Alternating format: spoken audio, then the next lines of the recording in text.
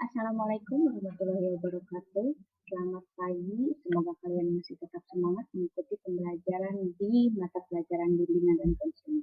Hari ini kita akan membahas mengenai pilihan karir setelah lulus SMA. Kalian pastinya sekarang sudah mulai memiliki rencana atau memiliki bayangan mau kemana nih setelah lulus SMA. Berikut beberapa pilihan karir yang bisa kalian pakai untuk nanti membuat rencana. Ada 5 alternatif pilihan karir. Yang pertama yaitu melanjutkan studi ke perguruan tinggi, memasuki dunia kerja, membuka wirausaha, mengikuti kursus atau pelatihan, dan yang terakhir persiapan memasuki kehidupan berkeluarga. Apa aja sih persiapan atau penjelasan dari setiap alternatif pilihan tersebut? Mari kita bahas satu-satu. Yang pertama yaitu melanjutkan studi ke perguruan tinggi. Perguruan tinggi pilihan kalian itu yang tepat tidak harus yang mahal dan terkenal sebenarnya, tetapi dilihat juga dari minat kalian, kemampuan akademis, dan kondisi sosial ekonomi keluarga.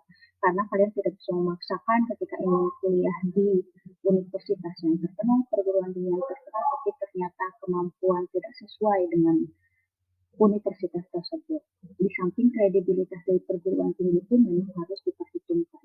Hanya kita bisa mengurangi harapan yang terlalu tinggi bisa dengan di kampus manapun yang sesuai minat dan juga kemampuan akademis. Ada beberapa hal yang harus diperhatikan untuk studi lanjut. Yang pertama yaitu status dan akreditasi perguruan tinggi. Untuk status, perguruan tinggi itu dibagi menjadi dua. Yang pertama yaitu perguruan tinggi negeri dan juga perguruan tinggi swasta. Bedanya apa? Bedanya di biaya dan fasilitas sebenarnya, karena ilmu yang disampaikan oleh dosen dan lain sebagainya akan sama saja, hanya berbeda di biaya dan fasilitas. Yang kedua, secara umum perguruan tinggi di Indonesia itu ada 5 jenis. Ada universitas, ada institut, sekolah tinggi, akademi, dan juga politeknik. Kelima jenis universitas tersebut memiliki ciri khas masing-masing. Nanti kita akan bahas di pertemuan selanjutnya. Yang ketiga yaitu sistem penerimaan mahasiswanya. Ada dua biasanya sistem penerimaan mahasiswa baru di perguruan tinggi negeri, yaitu non-tes dan tes. Untuk non-tes akan dilihat dari capaian hasil akademik kalian di nilai rapot, berupa nilai rapot di semester 1 sampai 5. Sedangkan untuk tes, kalian akan mengikuti tes yang diselenggarakan oleh perguruan tinggi tersebut. Yang selanjutnya yaitu memasuki dunia kerja. Pekerjaan merupakan sumber penghasilan, kesempatan mengembangkan diri dan juga aktualisasi diri. Biasanya orang-orang yang memiliki tanggung jawab terhadap dirinya sendiri sebagai manusia akan memiliki keinginan untuk mengaktualisasikan diri dan juga mengembangkan dirinya melalui pekerjaan yang dia pilih. Selain untuk mendapatkan penghasilan, karena dari pekerjaan, orang yang bekerja akan memiliki penghasilan yang sesuai dengan apa yang sudah dia kerjakan. Nah, tahapan yang harus diperhatikan dalam mencari dan memilih pekerjaan yang pertama adalah membaca koran atau majalah yang memuat lowongan kerja. Carilah lowongan kerja yang memang sesuai dengan kemampuan kalian, kompetensi kalian, minat kalian, agar ketika bekerja kita dengan hati yang senang dan juga tenang, tidak berat karena pekerjaannya bukan hal yang kita inginkan. Yang kedua, melihat informasi lowongan kerja pun bisa dari media elektronik. Sekarang banyak media elektronik yang bisa kita akses, yang bisa kita pakai untuk mencari lowongan pekerjaan. Tapi cek terlebih dahulu apakah perusahaan tersebut memang secara legal ada atau misalnya penghasilannya sesuai dengan apa yang sudah dikerjakan. Yang ketiga, memantapkan rasa percaya diri. Ketika bekerja, kita harus percaya diri bahwa kita bisa, kita mampu melakukan pekerjaan-pekerjaan tersebut. Yang keempat, rajin mengunjungi bursa kerja, dan yang terakhir, bergaul dan bertanya kepada orang-orang yang sudah bekerja. Karena ketika lingkungan banyak yang sudah bekerja, akan mempengaruhi kita untuk bekerja. Karena kalau lingkungannya tidak banyak yang bekerja, kita akan mengikuti lingkungan tersebut. Kalau ingin keluar dari zona itu, ya carilah teman-teman atau bergaul dengan orang yang memang sudah bekerja. Tahapan seleksi yang biasanya dipakai atau dilakukan oleh perusahaan ketika akan merekrut pegawai baru, yang pertama yaitu seleksi administrasi. Itu akan melihat administrasi raport, administrasi mengenai diri kalian, apakah itu KTP dan lain sebagainya, dan lain-lain. Yang kedua, seleksi akademis. Yang ketiga, psikotes akan melihat kemampuan kalian, pribadi kalian ketika bekerja, apakah sesuai dengan yang mereka cari atau tidak. Yang keempat, tes wawancara, dan yang terakhir, seleksi kesehatan. Jadi kalian bisa persiapkan terlebih dahulu dari sekarang, atau ketika kalian ingin bekerja, persiapkan 5 hal ini agar ketika sampai di tahapan yang akan dilaksanakan, kalian sudah memiliki persiapan yang matang. Yang ketiga, membuka wirausaha. Ini bisa dilakukan sebenarnya dari ketika sekolah ya. Kadang ada yang anak sekolah sudah berjualan pakaian, berjualan pulsa, dan lain sebagainya. Itu merupakan salah satu pembuka untuk memulai wirausaha. Cara buka wirausaha itu kayak gimana? Yang pertama, cari tahu kebutuhan pasar. Apa yang lagi musim sekarang? Misalnya sekarang lagi musim menjual pakaian thrifting, atau misalnya menjual makanan secara online, kayak gitu. Yang kedua, cari tahu tren yang terbaru.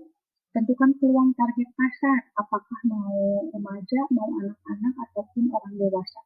Kita harus menentukan targetnya. Kira-kira yang akan memiliki peluang yang besar untuk memasarkan produk kita di mana. Yang keempat, fokus dalam menentukan produk usaha. Jangan ada beberapa cabang usaha yang kita ingin lakukan. Coba satu persatu mana yang kira-kira memiliki peluang yang lebih besar untuk kita. Yang kelima, tentukan model bisnis dari awal. Yang keenam, memaksimalkan peran pentingnya media sosial, karena sekarang biasanya media sosial mau dijual di marketplace, mau dijual di sosial media berupa Instagram, Facebook, dan lain-lain, kita bisa memakai itu. Lalu tentukan harga jual produk. Kita lihat dari pesaing-pesaing atau penjual yang sudah ada, berapa kisaran harga produk yang mau kita jual, berapa yang kita akan berikan kepada pelanggan, kepada konsumen. Apakah mau yang lebih mahal atau yang lebih murah dengan kualitas yang berbeda tentunya. Lalu buat rencana pemasaran yang tepat. Jadi tidak dadakan, oh hari ini kita ke sini, hari ini kita ke sana, hari ini kita membuat pemasaran yang seperti ini. Tidak, harus direncanakan agar rapi, jadi bisa tertata dengan baik. Lalu pertahankan loyalitas kepada pelanggan, karena biasanya dengan loyalitas yang baik, dengan sifat yang baik kepada pelanggan, biasanya pelanggan akan datang kembali, karena dengan sikap pelayanan yang baik pasti banyak yang datang juga. Yang terakhir, pelajari kompetitor dengan sebaik mungkin. Apa kekurangan dari kompetitor? Apa kelebihan dari kompetitor? Itu bisa kita pakai di tempat usaha kita yang sudah dibuat. Seperti itu. Yang keempat, mengikuti kursus atau pelatihan. Kursus itu adalah satuan pendidikan luar sekolah yang terdiri atas sekumpulan warga masyarakat yang memberikan pengetahuan, keterampilan, dan sikap mental tertentu bagi warga belajar. Biasanya kursus itu kadang ada hasil sertifikatnya, ada yang tidak. Nah, kalau pelatihan kerja, kegiatan memberi, memperoleh, meningkatkan, dan mengembangkan keterampilan atau keahlian, produktivitas, disiplin, sikap, dan etos kerja pada tingkat keterampilan dan keahlian tertentu.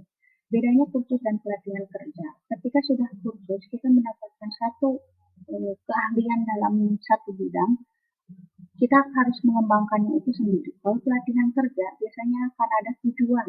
Setelah pelatihan kerja itu selesai, kita akan disalurkan kemana, kita akan memiliki kompetensi apa, dan bekerja di bidang apa. Biasanya pelatihan kerja yang terdekat yang biasanya dijadikan rencana itu adalah pelatihan kerja ke Jepang. Biasanya akan rencananya melatih kalian bagaimana bahasa asing berupa bahasa Jepang, lalu bagaimana disiplin atau cara bekerja di Jepangnya, dan lain sebagainya. Biasanya itu yang menjadi salah satu favorit untuk anak-anak zaman sekarang, yaitu pelatihan kerja ke Jepang. Kalau kursus, kalian memilikinya ya secara pribadi. Yang terakhir adalah persiapan memasuki kehidupan berkeluarga. Kenapa kalian ketika SMA tapi sudah memikirkan berkeluarga? Karena pada akhirnya kita pasti hidup berpasangan. Tidak mungkin hanya sendiri sampai nanti ketika akhir, tidak. Karena memutuskan menikah berarti siap bertanggung jawab. Kita harus mulai bertanggung jawab terhadap keluarga, dan juga lingkungan dan keluarga akan menuntut untuk bertanggung jawab layaknya orang dewasa. Ketika kalian sudah memiliki pilihan ini, silahkan tambahkan rasa tanggung jawab terhadap diri sendiri dan juga orang lain. Sekiranya setelah lulus SMA memutuskan untuk menikah, harus diperhatikan secara matang.